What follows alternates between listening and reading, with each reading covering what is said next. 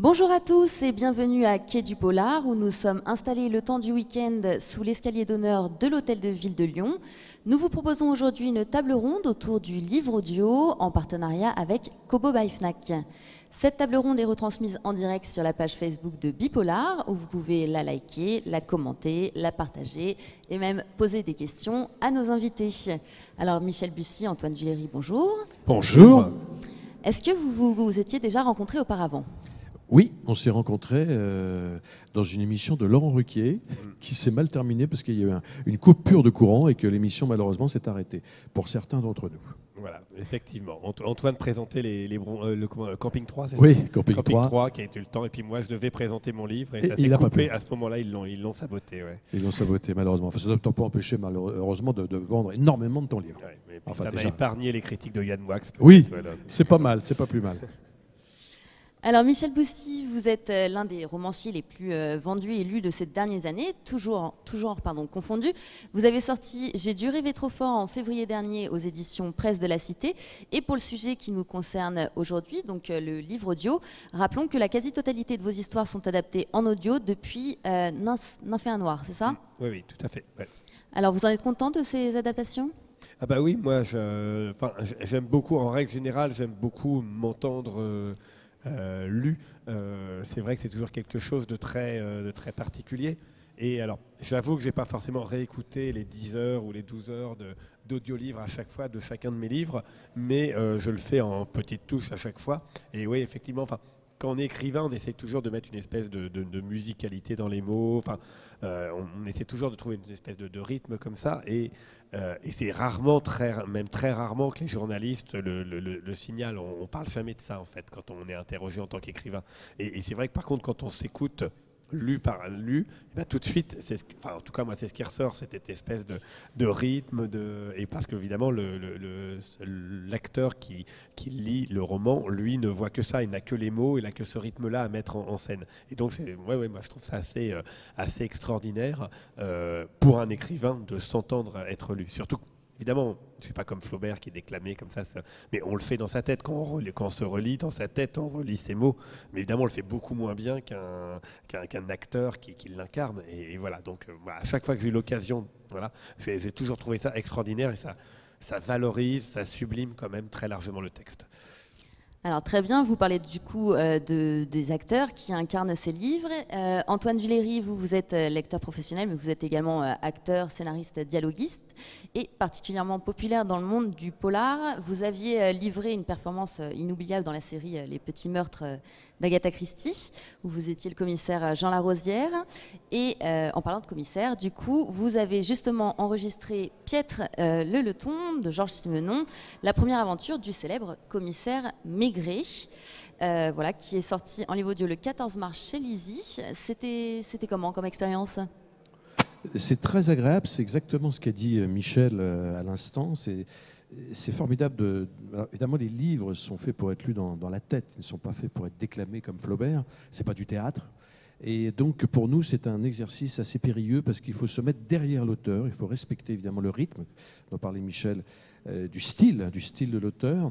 Dans le cas de Simenon, on a souvent dit qu'il n'avait pas de style, justement, parce que, ce qui est une erreur, mais parce qu'il gommait toute littérature. Colette lui disait « Mon petit Sim, pas de littérature », mais il y a évidemment un vrai style Simenon, en 4 lignes, 4 phrases, il vous met à Fécamp, sous la pluie, en plein soleil. Enfin, c'est un des plus grands auteurs, comme disait Gide, c'est le plus grand romancier du XXe siècle, parce qu'il arrive à être populaire et bon. Et c'est vrai que c'est pas facile d'être populaire et bon. C'est le cas de Michel qui est populaire et bon. Et c'est vrai que c'est très très difficile d'être populaire et bon. Moi, je suis un acteur populaire. J'espère que je suis bon aussi. Mais c'est vrai que c'est très agréable et c'est très très dur d'être populaire.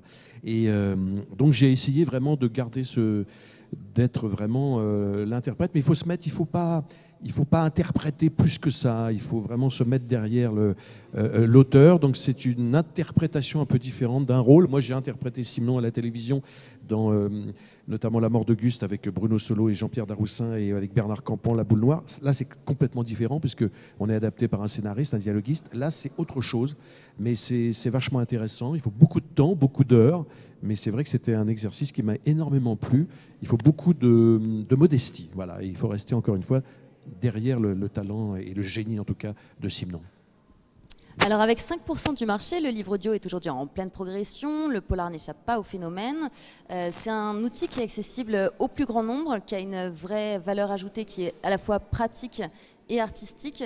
Pour vous, la valeur ajoutée du livre audio, c'est quoi ?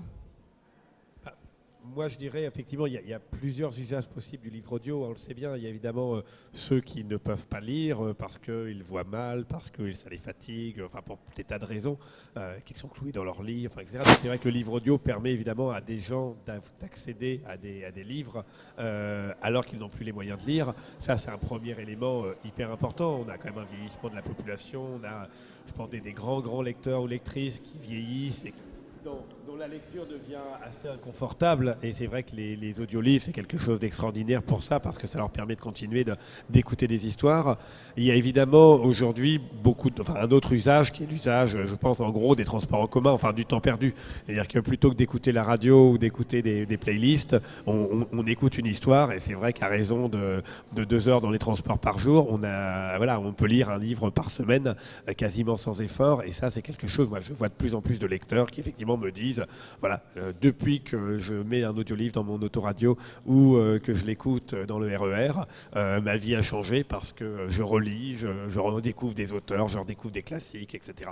Et puis il y a peut-être les usages. Moi je vois ma fille écoute aussi pas mal. Alors elle a commencé par écouter des contes évidemment, mais elle adore écouter aussi des histoires, donc elle fait autre chose et elle écoute. Donc je pense qu'il y a plein d'usages. On pense qu'aujourd'hui on est dans un monde où on déteste perdre du temps. On déteste s'ennuyer, et donc l'audiolivre permet de combler du vide aussi. Donc alors, ça n'empêche pas qu'on peut très bien se mettre dans son canapé et puis savourer un audiolivre comme on savoure un livre, mais il y a aussi tous ces temps où on se dit, après tout, pourquoi ne pas écouter un livre exactement quand on le fait, quand on prend un livre qu'on a dans son sac, on va avoir un quart d'heure, on va lire le livre. Je pense que l'audiolivre peut aussi répondre à ce besoin-là. Et vous alors Antoine, la valeur ajoutée du livre audio, est-ce que c'est la même ? Oui, là, Michel a tout à fait bien résumé. C'est vrai que maintenant, il y a énormément de gens, moi je connais des amis, qui, à Paris notamment, où c'est vraiment circuler devient un vrai problème. On perd des heures. Il faut 2 heures maintenant pour traverser Paris systématiquement. Mais je connais plein de gens qui, dans leur bagnole, ne veulent pas perdre de temps. Je connais un grand médecin, par exemple, qui, entre 2 consultations, etc., à chaque fois, elle écoute un livre. J'allais dire, elle lit un livre. Elle écoute un livre dans sa voiture. Et c'est formidable. Exactement ce que dit Michel. Là, comme ça, la perte de temps n'est plus là. Et ça permet évidemment de redécouvrir ou de découvrir notamment des romans palpitants comme ceux de Michel. Voilà. Donc en plus, non seulement on ne perd pas son temps, et en plus on est passionné.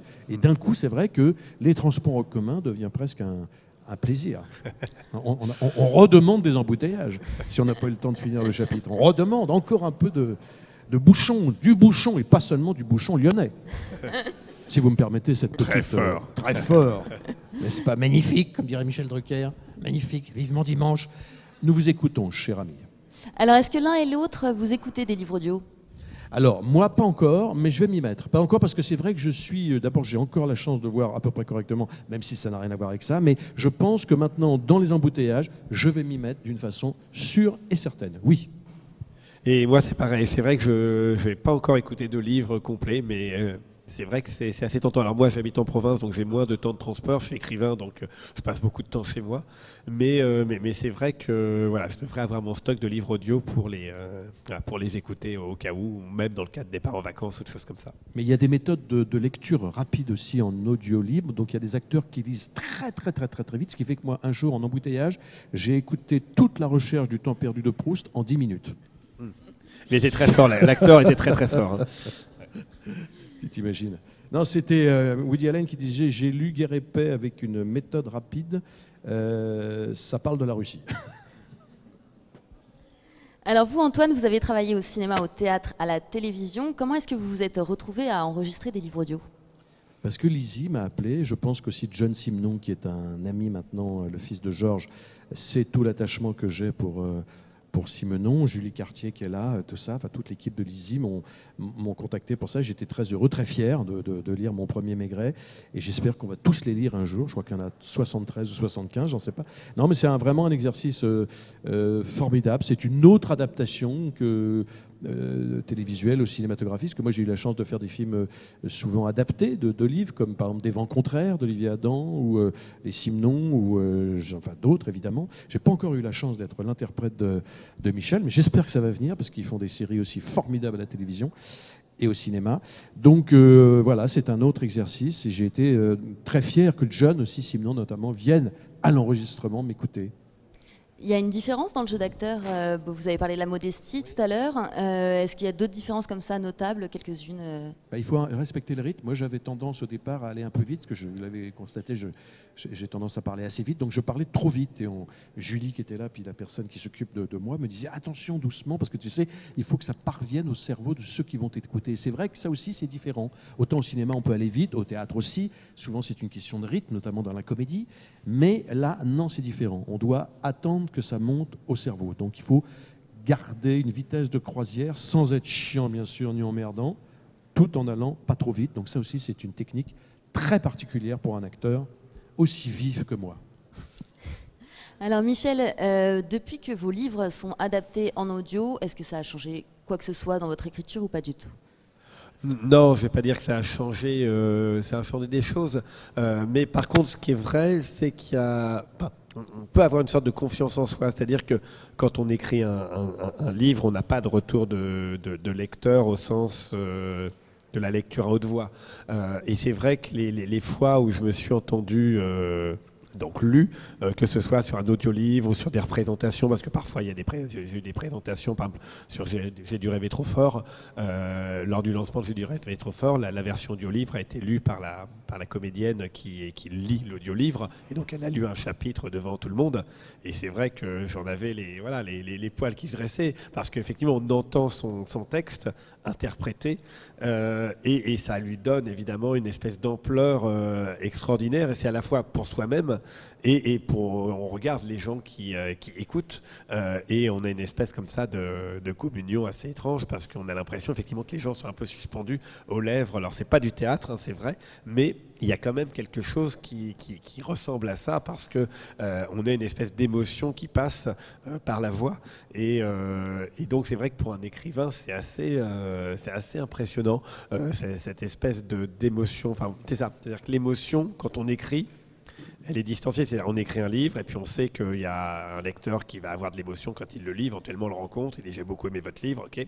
tel passage, telle citation, mais on n'a pas cette émotion, on la voit pas comme au théâtre ou des choses comme ça. Alors que là, effectivement, on peut voir directement les mots, leur pouvoir qu'ils peuvent avoir sur. Et puis voilà, puis moi j'aime beaucoup aussi me réécouter, c'est-à-dire que on oublie quand même un petit peu ce qu'on a écrit. Quand on écrit comme ça beaucoup de livres de 400, 500 pages, on ne va pas se mémoriser toutes les phrases. Et donc, j'adore redécouvrir finalement un dialogue, redécouvrir un aparté. On se dit ah tiens, ça c'était pas mal trouvé, ou ça fonctionne plutôt bien. Enfin voilà, je pense que c'est un peu comme un chanteur qui réécoute ses chansons, il se dit ah tiens là c'est pas mal, ce petit arrangement là finalement ça fonctionne bien. Et surtout quand il y a un petit temps de latence entre le moment où on a écrit le bouquin et le moment où on le réécoute. Voilà, 2-3 ans après. Parce que là, on redécouvre des trucs. Et à l'inverse, on peut se dire, ah tiens, là, peut-être il y a un petit mot en trop. Ah, là, peut-être qu'on aurait pu jouer un tout petit peu différemment. Vous y êtes essayé, vous, au jeu de l'enregistrement du livre audio ? Non, c'est vrai que je l'ai pas fait. Je lis par exemple les histoires à ma fille, par exemple, tous les soirs, mais je l'ai pas fait en tant que, comme dit. Hein, mais je pense que c'est quand même un métier assez particulier. Alors, il faudrait le faire en duo, mais après tout, pourquoi pas, quoi. C'est vrai que c'est quelque chose qui est très long, mais sur un exercice plus court, de nouvelles ou de petites histoires, pourquoi pas. Enfin, je sais que c'est quelque chose que j'aime bien. J'aime bien conter, j'aime bien raconter.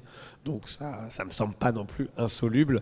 Bien sûr, après, il faudrait qu'on me conseille, qu'on me guide, qu'on me dise voilà comment mettre la voix. A priori, oui, c'est quelque chose qui pourrait être intéressant. Mais bon, après, je sais bien que les comédiens, ils ont aussi une voix. Les comédiennes, hein, ils ont aussi une voix, ils ont quelque chose de particulier que, bien sûr, je n'ai pas. C'est chacun son métier, quoi.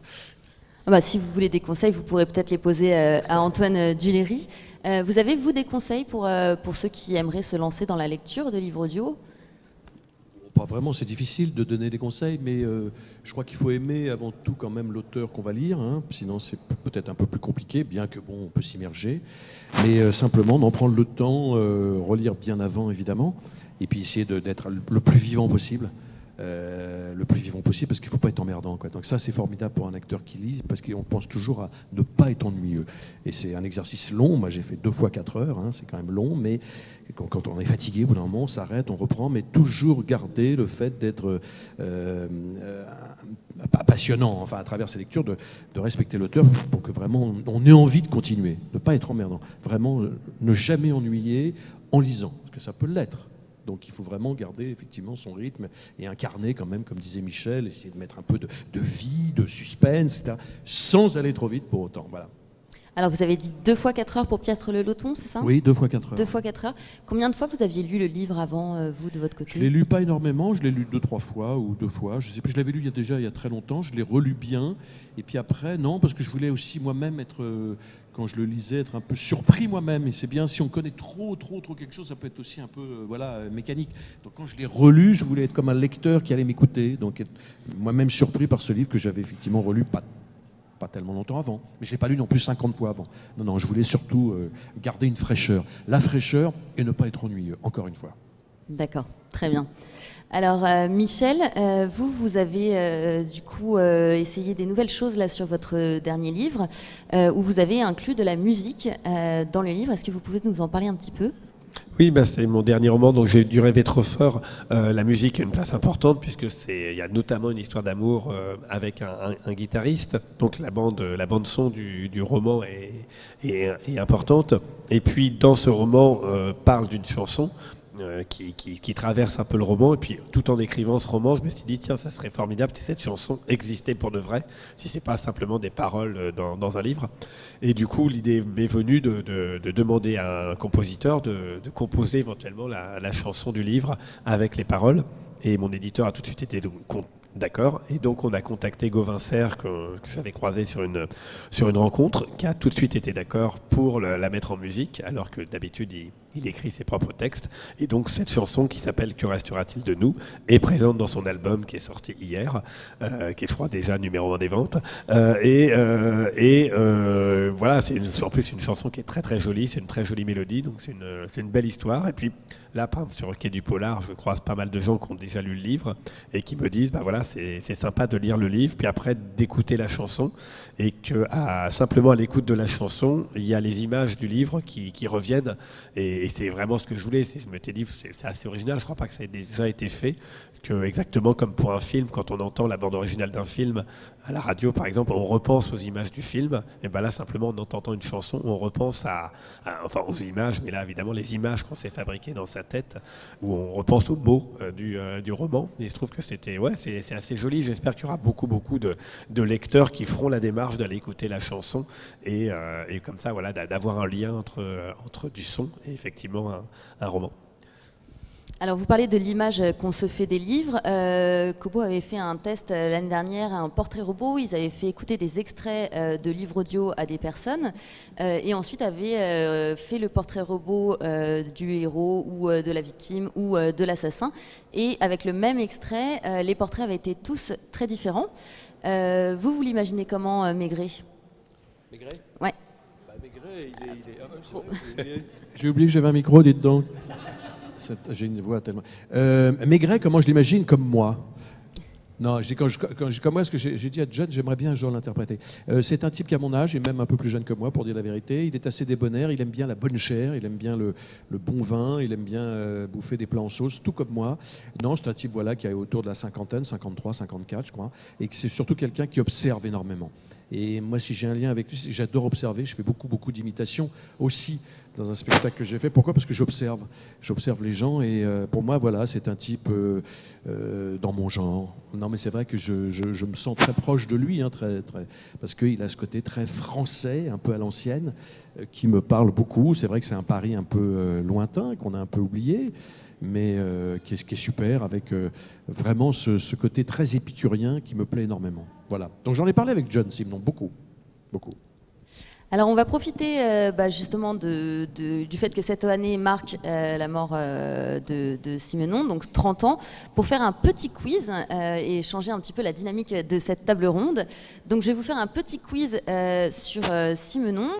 Du coup, est-ce que vous savez, quiz Simenon, D'où vient Georges Simenon? Est-ce qu'il vient d'un petit village breton? Est-ce qu'il vient de la banlieue parisienne? Est-ce qu'il vient de la Suisse romande? Ou est-ce qu'il vient de Liège en Belgique? Ah bah bien sûr qu'il vient d'un petit village breton, n'est-ce pas? Oui, oui. Moi, j'aurais dit normand, mais Normand, à Isnoville, à côté de Rouen, parce que mon oncle habitait Isnoville. C'est pour ça que je te parle tout le temps d'Isnoville. Juste à côté. Ah bah, c'est toute mon enfance, Isnoville. Belgique. Bien sûr, Liège, c'est un Liégeois absolu. Là, c'est vraiment des questions épouvantables. Puisqu'on Vous le prenez vraiment pour des demeurés. Vous savez à qui vous parlez? Michel Bussy et Antoine Duléry, les deux I. En plus, depuis le début, on parle de bouchon, donc c'est Bouchon à Liège. Oh, pas mal. Ah, pas mal. Bouchon de Liège. On peut applaudir Monsieur Bussy. On peut d'ailleurs vous révéler qu'on va faire un spectacle qui s'appelle Bussy Duléry et qui est très très drôle. Voilà.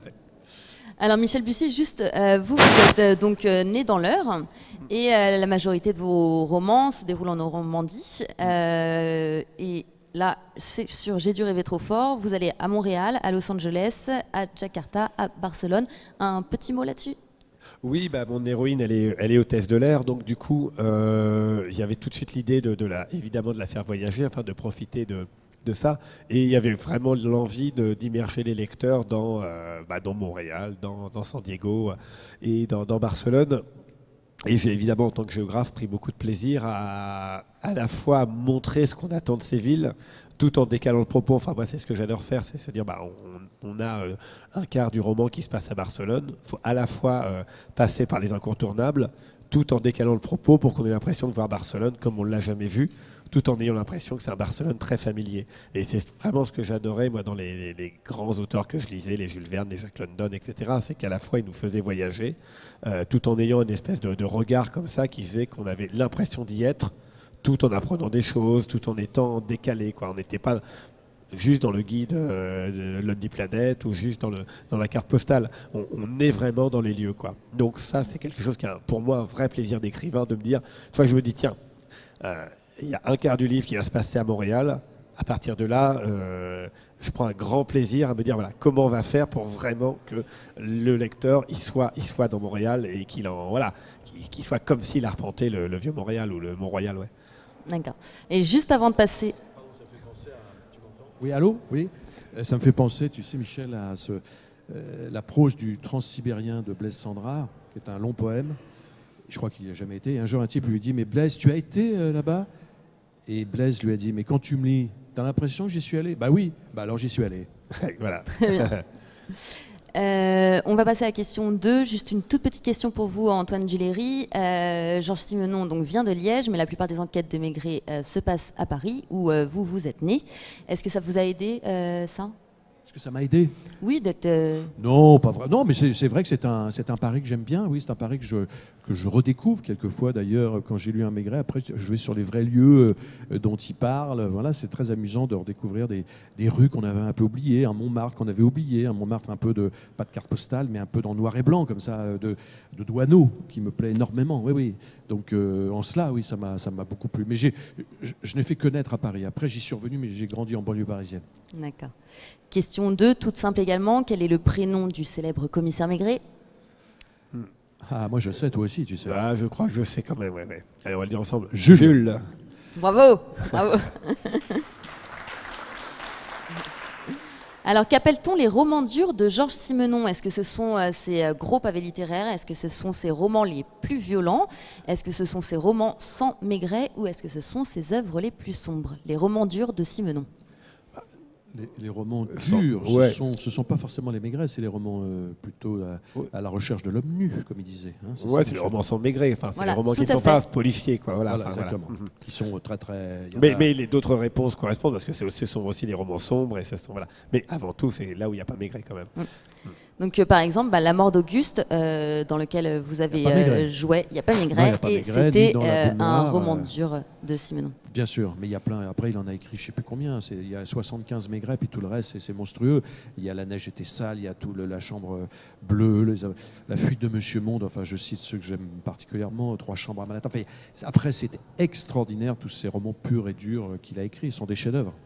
Oui, et ce qui est très fort, c'est qu'il a un héros très fort qui est Maigret et qu'il a réussi quand même à avoir une double carrière pratiquement avec les romans qui ne sont pas des Maigret, parce qu'il y a quand même beaucoup d'auteurs de romans policiers qui sont cantonnés dans un héros récurrent et qui ont énormément de mal ou qui ont eu énormément de mal à avoir une postérité en dehors de cet héros. Enfin, on pense à Saint-Antonio, on peut en penser à plein, évidemment Maurice Leblanc avec Arsène Lupin et plein d'autres. Et c'est vrai que Simenon est un peu une exception comme ça, d'avoir réussi à mener presque deux carrières et de sortir du roman policier. C'est rarissime. Hein. Je pense qu'à part Simenon, je ne vois pas d'autres auteurs de romans policiers qui est à ce point héros populaire et qui à ce point soit reconnu pour des œuvres non policières. Je ne vois pas. Alors, lequel de ces acteurs n'a jamais incarné le commissaire Maigret dans une adaptation? Rowan Atkinson, Jean Richard, Jean Gabin ou Jean-Pierre Bacry? Moi je sais, toi aussi, tu sais, c'est évidemment Jean-Pierre Bacry. Ouais, moi je dirais Bacry aussi. Bacry, parce que les autres, ils l'ont tous fait. Atkinson vient de le faire. Vous avez cité qui? Gabin. Oui. Gabin, il a interprété Simenon et Maigret. Enfin, Simenon, je veux dire, il a interprété en cas de malheur beaucoup de Simenon. Le fils Cardinaux, évidemment, Maigret étant un piège, Maigret, l'affaire Saint-Fiac. Et les autres, c'était qui? C'était Jean Richard.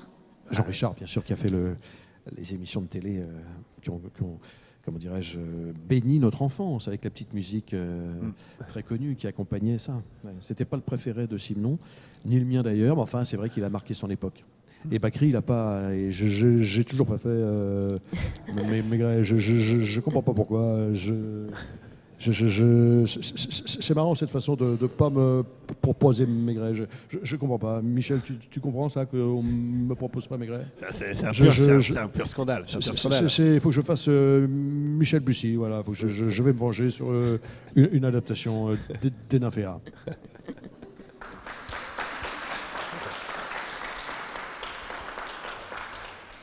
Dernière question, question piège ou pas. Quel est l'écrivain belge le plus lu au monde? Est-ce que c'est Amélie Nothomb et tout ça n'était qu'un piège? Est-ce que c'est Barbara Abel qui est à Quai du Polar en ce moment? Qui est là, oui. Est-ce que c'est Hergé? Ou est-ce que c'est Georges Simenon?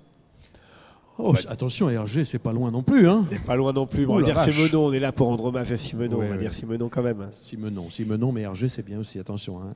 Immense auteur. Hein. Et vous, Michel Bussy, vous faites partie des auteurs les plus lus en France. Est-ce que c'est une information qui... comment vous la traitez, cette information? Déjà, c'est bien d'être l'auteur de dire on est l'auteur le plus lu plus que le plus vendu, parce que c'est vrai que qui dit être beaucoup vendu dans les librairies fait qu'effectivement c'est avant tout l'intérêt d'être lu. Il y a toujours évidemment des écrivains qui ont une forme d'élégance, de dire oh moi je me fiche d'être lu ou pas, etc. Mais bien sûr quand on écrit c'est un énorme privilège d'être lu par le plus grand nombre, d'être compris. Enfin on écrit pour essayer de mettre des choses entre les lignes. On espère que les gens vont comprendre. Donc évidemment quand il y a un bouche à oreille très favorable, que les gens s'échangent mes livres, se les offrent, forcément c'est une vraie fierté. Donc c'est pas en soi de vendre des livres, c'est évidemment le taux de satisfaction. Enfin c'est l'idée qu'effectivement les livres plaisent, mais au-delà c'est pas vraiment que les livres plaisent, c'est en fait cette idée que on voit bien que quand les livres se vendent, c'est beaucoup quand même par bouche-oreille. On le voit bien sur Quai du Polar, c'est les gens viennent pour offrir les livres, pour en discuter, etc. Et ce qui est formidable, c'est effectivement c'est comme ça quand le livre devient une sorte de petit événement, mais que les gens ont du plaisir à dire ah tiens j'ai aimé ce livre, j'ai envie de le partager, j'ai envie d'en parler, j'ai envie de l'offrir, c'est ça. Et évidemment donc c'est ça qui est d'une grande fierté pour moi. C'est pas de vendre 1 million de livres par an, c'est de se dire que quand je sors un livre ça donne du plaisir aux gens, puis c'est une espèce de plaisir partagé, en plus autour de la littérature, quoi. Ce que les gens me disent généralement, c'est continuer d'écrire. Ils me disent pas vous êtes un génial. Enfin, c'est pas ça le but, c'est dire merci pour les moments de plaisir et continuer, quoi. C'est juste ça. Et ça, évidemment, c'est très agréable pour un écrivain parce que au-delà de la gloire, de la postérité, tout ça, c'est un peu... Par contre, le simple fait de rencontrer des gens qui vous disent j'ai vraiment passé 10 heures formidables avec vos personnages, vite, donnez-nous un autre livre parce que ça m'aide, ça c'est le pur plaisir de la lecture, ouais. Alors, on parle de retour de lecteurs. Est-ce que vous avez déjà eu, Antoine, des retours d'auditeurs par rapport à Piètre le Leton? Pas encore, parce que c'est assez récent. Mais oui, non, mais j'attends. Il y a des gens... ce matin, j'ai lu un chapitre. Donc j'ai vu déjà que les gens étaient plutôt contents. Voilà, ils sont venus me voir, me dire ah c'était bien. Même Tavernier m'a dit ah tu as bien lu. Donc j'étais content. Donc j'espère que le livre, c'est la même chose. Donc je pense que les gens qui vont l'acheter, j'espère qu'ils ne seront pas déçus, qu'ils auront envie, comme disait Michel, continuer, non pas à écrire, mais à lire des livres et de Simenon ou peut-être un jour de Michel. Alors Simenon avait quelque chose aussi qu'on appelait les dictées, qui était ce qu'il enregistrait sur magnétophone, ces petits moments autobiographiques. Ce qui me permet de vous poser la question à tous les deux. Vous, en tant qu'acteur, quelle part de vous-même vous pouvez mettre, par exemple, dans Maigret, et vous, Michel Bussy, en tant qu'auteur, quelle part de vous-même vous laissez transpirer dans certains de vos ouvrages? Alors. Écoutez, moi d'abord c'est la voix, hein. Comme disait tout à l'heure Michel, un acteur c'est d'abord une voix, donc moi je vais laisser quoi? Ma voix, c'est déjà pas mal, avec un support admirable de Simenon. Et puis c'est vrai que, encore une fois, Maigret est un personnage qui me je vais pas me répéter, mais qui me parle beaucoup, dans lequel je me sens proche. Voilà, donc c'était pour moi vraiment très intéressant de le lire, parce que c'est pas pour rien, je pense, que je l'ai lu. Voilà, il n'y a pas de hasard. Il n'y a pas de coïncidence. Non, il n'y a pas de hasard, il n'y a que de coïncidences, mais là, c'est même pas une coïncidence. Que des rendez-vous, Que des rendez-vous, voilà. C'était un vrai rendez-vous. C'est mon deuxième avec Michel. Et j'espère qu'il y en aura d'autres avec Simenon, et avec Michel, et avec vous, et avec Lyon, et avec les fameux bouchons lyonnais. Ouais. Et liégeois. Et des quoi? Et liégeois, de Liège. Et des liégeois. Voilà, des bouchons liégeois aussi. Michel Bussy, un petit peu d'autobiographie dans J'ai dû rêver trop fort? Non, alors moi j'ai tendance à penser qu'il y a un peu deux types d'écrivains. Il y a les écrivains, quand ils écrivent un livre et le livre devient une espèce de prétexte pour se mettre dans le livre. Et essayer de se mettre au maximum dans le livre, parce qu'ils vont parler de leur enfance, de leurs parents, de leurs femmes. Enfin voilà, donc il y a une espèce, alors peut-être pas de mégalo, mais de sentiment que leur vie est importante, ou qu'ils ont un truc à dire de leur vie, ou ça peut être une thérapie. Et donc, le livre, alors peut être extraordinaire, hein, il y a évidemment des livres comme ça, mais le livre devient un prétexte pour parler d'eux. Et puis il y a un autre type d'écrivain dont je suis, qui est tout l'inverse. C'est-à-dire qu'on a des histoires en tête, on ne sait pas trop comment elles naissent, mais elles nous hantent, c'est des espèces de fantômes comme ça, et on vit avec des histoires, et à un moment donné, pour s'en séparer, on les arrache, on les fait sortir, et on les met dans un livre pour qu'ils cessent de nous hanter. Voilà, moi j'ai des histoires, ça fait 20 ans, je me dis un jour, il faudra que j'écrive. Voilà. Et donc évidemment, quand on sort comme ça des personnages ou des histoires de sa tête pour les écrire, forcément ça arrache au passage quelques obsessions, quelques souvenirs d'enfance, quelques gens qu'on a rencontrés. Mais le principe, c'est pas de se mettre dans le livre, c'est vraiment au contraire de se libérer de quelque chose qui vient presque malgré nous, quoi, qui est presque obsédant parfois, ces histoires. Donc voilà, donc je pense que c'est vraiment très différent. Alors bien sûr, on va retrouver des choses de moi dans ces livres, mais je ne dis pas que c'est malgré moi, mais il y a un petit quelque chose comme ça. C'est-à-dire que vraiment, moi quand j'écris, c'est plutôt pour me libérer d'histoires, plus que pour se dire « j'ai très envie que les gens reconnaissent qui je suis à travers mes romans ». C'est vraiment l'inverse. Et les deux sont très bien. Enfin, je veux dire, il y a des tas d'écrivains qui ne fonctionneront pas comme moi, hein, mais voilà. Les histoires, ils les inventent au fur et à mesure qu'ils écrivent. Voilà, très bien. On va parler de vos projets, mais avant, on va accueillir Sarah. Sarah qui va faire des petits portraits avec chacun d'entre vous pour ce qu'on a appelé l'instant Kobo by Fnac. Et Michel Bussy, c'est avec vous qu'elle va commencer. Attention. Donc attention, 1 minute avec Michel Bussy, c'est l'instant Kobo by Fnac. Bonjour. Bonjour. On m'entend? Oui. Bonjour Michel Bussy. Alors, votre livre en 3 mots tout d'abord. Mon livre, J'ai dû rêver trop fort. On va dire voyage, passion, suspense. Votre meilleure anecdote en dédicace.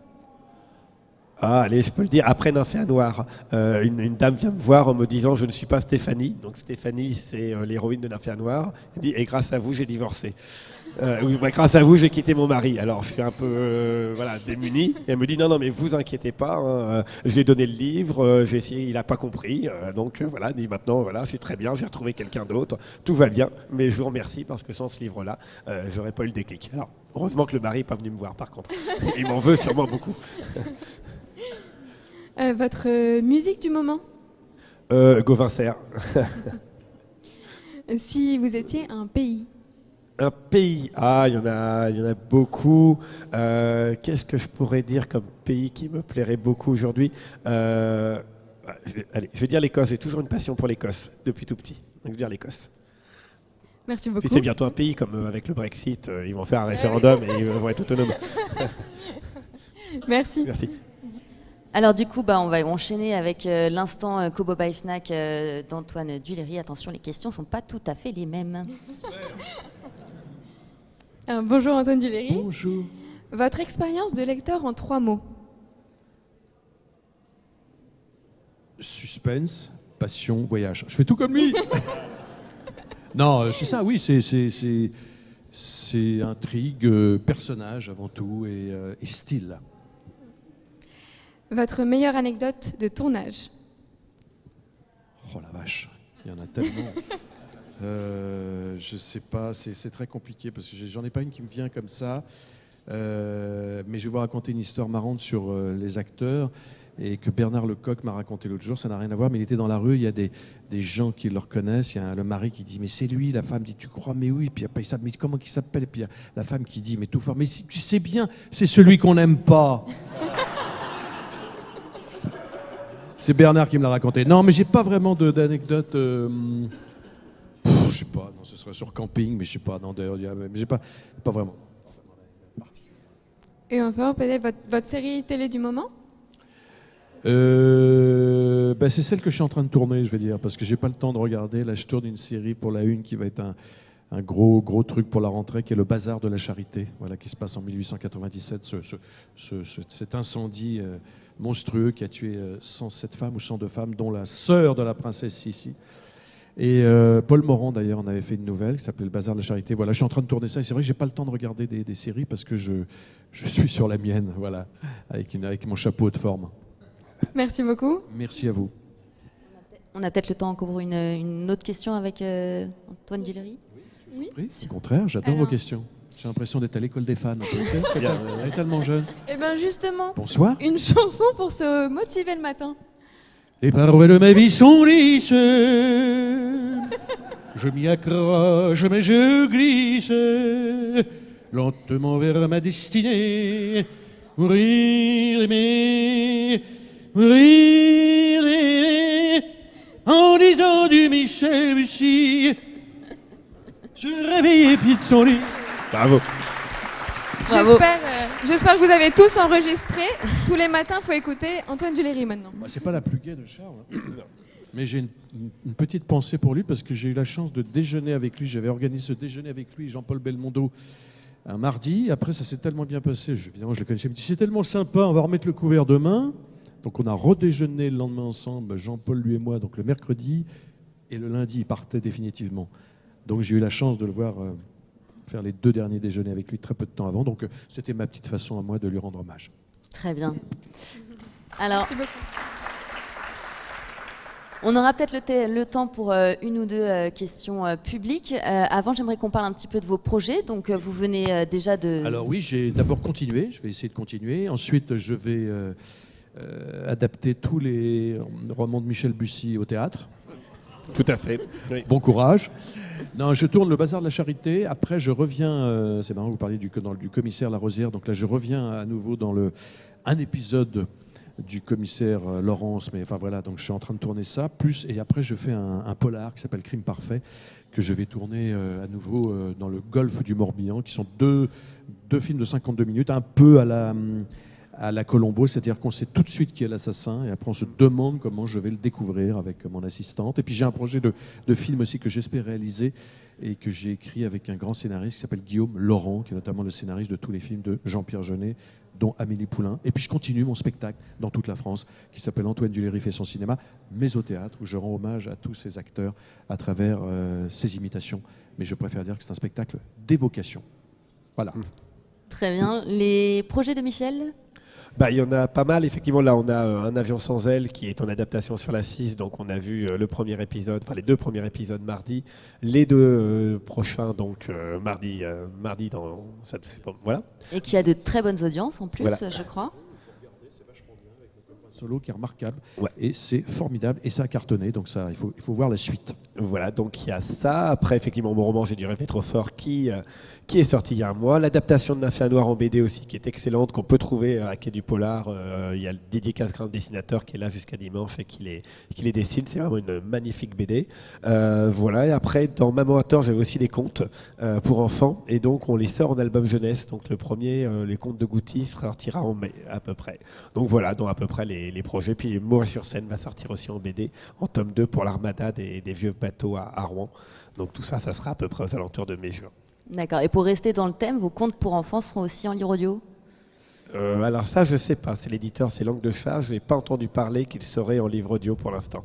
Voilà. Ça, je sais pas. C'est des tout petits contes. Hein. Voilà. Et puis en même temps que et en même temps que le Bazar de la Charité, TF1 prépare l'adaptation du Temps est assassin en 8 épisodes. Et ça sera à peu près aussi au moment de Le Temps l'été. des assassins qui a été tourné avec ma copine Mathilde Sénier. Mathilde Sénier, Oui, ma tout à grande fait. copine, ma femme ouais. de camping. Voilà. Qui a tourné ça avec Claude Michel Rome, qui est un metteur en scène formidable. Donc j'ai hâte de voir ça. Ça s'est tourné en Corse et je sais bien parce qu'elle a terminé il n'y a pas longtemps. J'étais au courant évidemment de chaque jour de tournage.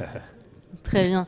Alors, on va prendre les questions du public, mais d'abord, je vais dire au revoir aux internautes. Donc, on arrive au terme de cette table ronde qui va être disponible dès la fin de cet enregistrement en replay sur bipolar.fr et sur le Facebook de Bipolar.